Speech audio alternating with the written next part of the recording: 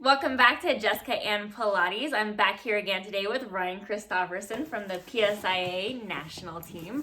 So today is our day 2 of our skiing exercises to help you ski and move better. And today we're going to also focus a little bit more on mobility and flexibility. So what are some things that you notice before and after your ski day? Start of the day, it doesn't move as quick as I'd like to. Like my body's not quite ready yet. Yeah. So getting into that, and then at the end of the day, just sore, stiff, or it's hard to move. Just regular aches and pains. Yeah, so we're going to go through some movements that you can do prior to going out and skiing for the day to help warm up the body, along with some exercises that would be beneficial at the end of your day to help kind of release where you might be tight and, just to help improve our mobility. That way you can have a better day skiing. So our day 2 exercises are going to help improve our mobility and our flexibility. Ryan, I'm going to go ahead and have you start in our all fours position. So a great way not to only strengthen that back body, but an awesome way to create mobility within our spines. So again, think shoulders away from those ears, lifting that lowest rib cage to about the height of the pelvis so our spine is at our nice neutral length of the neck. And we're going to begin with some cat-cow. So we're just going to round your spine to the ceiling, look towards your inner thighs. And then extend, open up the chest, maintain length of the neck, and draw the shoulders out the ears. So chin down just a little bit here, but think about opening up to the collarbone, and then continue. So round the spine and extend the spine. So we're moving through flexion and extension, which when you're skiing, you might be more forward with the body. So we also want to find that extension of the spine. And this is also helping us to create mobility through each piece of the vertebrae on the spine. You can think about moving from the belly button or moving from the tailbone in both directions and just connecting your breath. So let's do that one more time through into extension, and we'll come back to your flat back. So as you're in your flat back, we're going to laterally move the body. So we're just going to look over your right shoulder to your right hip, and then look over your left shoulder to your left hip. And letting your hips move with you, but work to look over the shoulder. So just making sure we're creating that range of motion within our frontal plane. So we've already moved forward and backwards, and now we're moving side to side. Good. And then just one more time to each side. And then I'm going to have you come down onto your back. So we're going to lay supine on the mat to add in some rotation for the body. So I'll go ahead and have you bend your knees and then drop your legs over to your left side. Good. And then you can actually bring your bottom leg a little bit more towards me. So think about both our knees are bent, but your top knee is bent up a little bit towards you. That way you also get this stretch on your glute. And then take your right hand over to meet your left hand. So you're starting with both hands stacked on top of each other. So essentially you're almost in a neutral position of your body right now. He's going to glide his right arm along his left and then open it, reaching it towards the floor on the other side. And then slowly bend the arm and come back through. So almost like a bow and arrow or threading the needle. And now we're creating rotation within our torso, focusing on that breath. So just find that deep inhale, deep exhale. And we're going to keep the lower body a little bit more stable, so holding that right knee towards the floor. And think about moving more through the upper body. So the pelvis is a little bit more stable, but rotating towards that torso. Because of course when we're skiing, we do have some mobility, some twisting within our bodies. Good. Let's do that one more time through. And then we'll come back to center. And of course, you'd repeat that on your other side. We're just going to come into our next exercise, though. So I'm going to have you come fully to upright, standing. And you can face this direction towards me. Good. And then step 1 foot forward.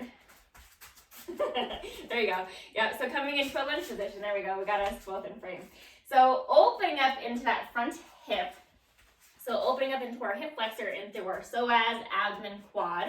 And to help increase this, so a couple of things to think about before we start moving though is he's back on his right toes and his left knee is bent. Let's try to actually flatten that back right foot and press it down. This way we're also just working into the calf muscle a little bit deeper, and then straighten your right leg a little bit more. Right leg press back through the heel. Yep. but still sinking into the lunge. So we're getting a calf stretch, and we're also going to be opening to that front side of the body. So I'm just going to have you take your hands, reach them straight out in front of you, and then reach your hands up to the sky, and then reach and almost feel like you're lifting your chest up. So we're slightly extending through the spine. And if you engage into your right glute, so your right butt cheek, just slightly activate it, it's going to help to open up this hip flexor a little bit deeper. Good. We're going to move back into our frontal plane, so just leaning over to your right, come to center, and then to the left. So moving the body side to side. This is going to help to open up the lateral part of our hips, the side of the hips. And we're going to keep that right heel reaching down and also parallel, just to increase that length in our calf muscle. Preparing for that day in our boots. Let's do one more time each side. We're going to hold this same position. You can open your arms out to a T and then twist to your left, rotate to center, and then twist to the right. So as he's twisting, he's working to keep his hips facing straight ahead towards me and then rotating that torso again. So we did some rotation laying down. We're just bringing that to a standing movement, kind of making our body a little bit more functional here. Relax the shoulders. And just 20 more of these. One more time each side. And then come back through center. Let's reach those hands back to the sky one more time. Just deepen into that hip flexor stretch. Reaching that back right heel down. Engaging into that right glute to help open up that hip flexor a little bit deeper. And then let's go ahead and bring our hands down, and you can stand back to upright. So we're going to go into some more flexibility and still mobility ranges of motion using the Thera band. If you don't happen to have a Thera band, maybe grabbing onto a belt or a long towel would work as well. So I'm going to go ahead and have you take that, and let's place it onto one foot. Good. So his right leg can just stay straight, or if needed, you can also bend that to kind of modify the movement. And thinking about still the length in your torso and finding our neutral spine. So that left hip drawing down away from the rib, reaching his left butt cheek down, and then reaching this left heel up to the sky as his toes, big toe to pinky toe, draws down towards his knee. And you can add in some mobility here, so you can always hold into the stretch, but you can also bend your knee and then press up, reach through your heel. So maybe do this 5 times, reaching the butt down, reaching the heel up, and then on the last one, we would just hold that leg straight and focus on the breath. Good. And just think about lengthening that leg up, reaching the butt down, and you're just holding on with however much tension you need here. So this would be a great stretch for our hamstring. We can also stretch into our inner thigh. So just let your left leg drop over to your left side. And to counteract that, if he lets his right knee drop over the right, that's just going to help the pelvis to stay a little bit more stable. So think about reaching that heel away and still working to keep that hip on the mat. So a nice inner thigh stretch. We'll come back to center, bringing both legs back to center.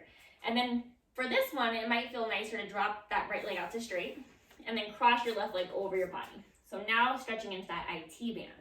So think about reaching that heel long, toe towards the knee, and imagine that your hip is being pulled to the mat as your heel is being pulled away from you.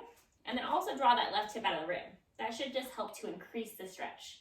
Focus on the breath. Feeling that IT band stretching. Outer thigh. And then coming back to center, we also want to find some mobility within our hips, within a stable pelvis. So, and again, that right leg can stay straight, or it's a little bit nicer to have it bent. Good. And still holding on to the Thera band, reaching up through your heel, let's draw a small circle. So as we circle the leg, our goal is to move our femur, the leg bone, within the hip socket while keeping everything else quiet. So think about the pelvis not moving, just that leg is moving. Let's do one more in this direction. And seeing if you can keep this right leg parallel, foot flat on the floor so it's not drifting off to the side. And then let's reverse that direction. Good.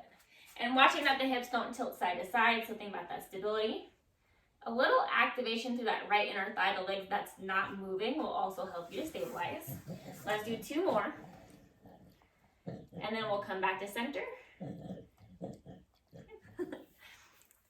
Thank you for joining us for day 2 of our 3-day skiing exercises to help you ski and move better. So again, today was our mobility and flexibility training using just your body, and then also a Thera band. And again, you can always use a towel or a belt, whatever you have at your disposal.